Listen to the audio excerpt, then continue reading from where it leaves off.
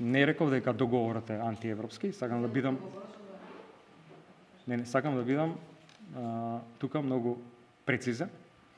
Значи, го објаснив концептот зошто сметам дека пристапот е антиевропски. Го поддржуваме стратешкиот договор со Велика Британија. Ќе го гласаме во парламентот. Одличен потек. Сме имали ние ист таков за некои други ставки, сега ова е една форма на надградба. Меѓутоа се бара заем од неколку милиарди со огромни или какви и да се камати, а при тоа на европскиот пат кој што оваа влада го блокира, можно е да стигнеме до грантови, неповратни средства, гратис за истите тие проекти, за кои што се земаат тие огромни милиарди, извинете, тоа е антиевропски. И ако сакате, тоа е непатриотски. Може прашање, Повелете. поврзано е со вториот дел. Како ги цените оние изјави на премиерот дека економијата ни напредува, дека ќе имаме најмногу инвестиции во регионот? Како вие гледате на овие оценки на премиерот? Тоа ми е првото прашање поврзано со темата.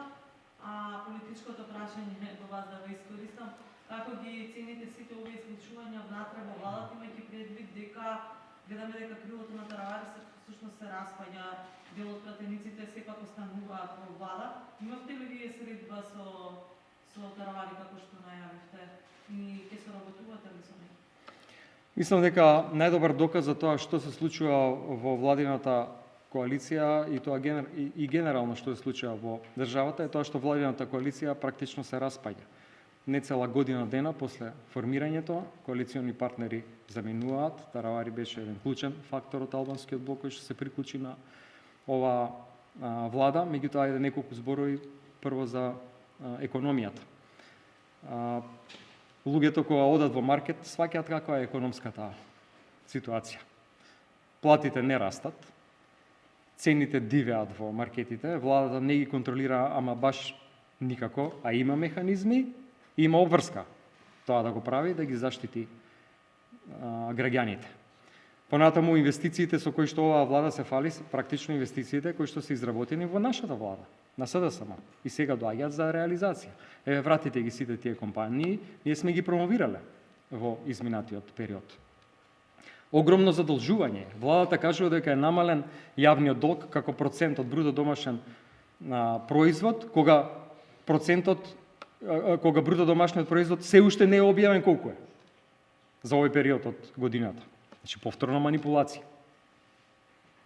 Понатаму, оваа најава за овие кредити се такво ограничување на фискалниот простор да ништо друго нема да може да правиме во следните децении. Понатаму, каматите и трошоците за живот се толку зголемени, а тоа е инфлацијата, што далеку го надминуваат и растот на бруто домашниот производ. Значи, тоа што стои на хартија како бројка, граѓаните не го чувствуваат и нема како го почувствуваат како подобрување на нивниот квалитет на живот, ниту во следните години, имајќи предвид како се одвиваат работите. Така да сметам дека ова што сега се случува е дебакал на економски план на владата. Ке видиме како ќе се одвиваат работите во делот на коалиција, движење на партијата Алијанса за албанците. Средбата со Арвен Таравари ја одложивме за оваа недела, така да овие денови ќе се сретнам со него. Кога СДСМ ќе излезе со листата кандидати за градоначалници, што се случува во моментов внатре во партијата, анкети, интервјуа, кој ви е фаворит за Скопје, тоа ми е првото прашање. И второто прашање, иако беше денеска најавено, се одложи, кој е прифатлив кандидат за гувернер за СДСМ, кого вие евентуално би поддржале во собранието или воопшто нема никој? Треба видиме кои ќе бидат предлозите, за да разговараме. Официјално нема апсолутно никаква информација. Тоа што се одолговлекува и тоа што нема никаква досега предлог излезен во јавност е само за мене знак дека има сериозен партиски притисок од страна на ВМРО-ДПМН во селекцијата на предлозите за гувернер на Народната банка. Во однос на првото прашање, во тек се и внатре-партиските постапки за кандидирање од страна на местните организации, само кандидатури. Некаде навистина брзо се одвиваат и ќе завршат веќе во текот на оваа недела. Јас верувам дека до крајот на месецот еден дел од кандидатите за градоначалници, таму каде што ќе завршат внатре-партиските постапки, ние ќе ги објавиме. Не ми кажете, имате ли прифатлив кандидат за градоначалник? Еве некои имиња се вртат во јавноста. И анкетите, пошто Мицкоски беше многу прецизен, кажа дека ви следуваат 3 до 4 градоначалнички места на цела територија.